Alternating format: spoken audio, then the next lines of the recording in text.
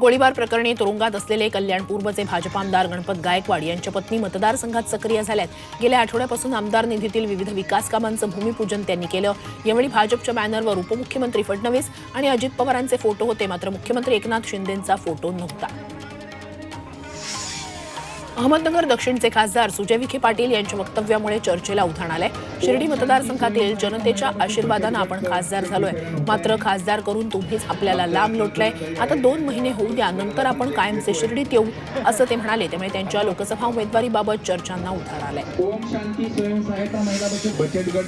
सुनेत्रा पवार यांनी काँग्रेसचे माजी मंत्री अनंतराव थोपटे यांची पुण्यातल्या भोरमध्ये भेट घेतल्यानंतर लगेच महाविकास आघाडीची बैठक झाली। खासदार सुप्रिया सुळे आणि काँग्रेस आमदार संग्राम थोपटे यांची यात प्रमुख उपस्थिती होती। यावेळी मवियाकडून शक्ती प्रदर्शन करण्यात आलं।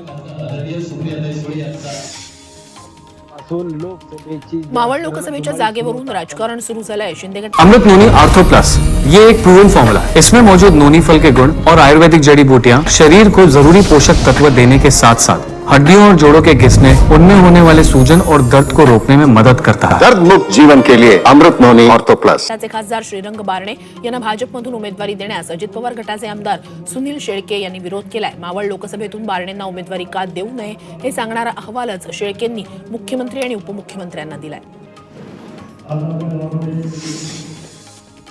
आगामी लोकसभा निवडणुकीच्या दृष्टीने विधानसभा अध्यक्ष राहुल नार्वेकर कामाला लागलेत। त्यांनी मुंबईतल्या वरळी भागातील बीडीडी पुनर्विकासाची पाहणी केली आहे। तसंच पुनर्विकास कामात रहिवाशांना येत असलेल्या अडचणींबाबत चर्चा केली आहे। लवकरच बैठक घेऊन कामं मार्गी लावण्याचं आश्वासन त्यांनी दिलंय।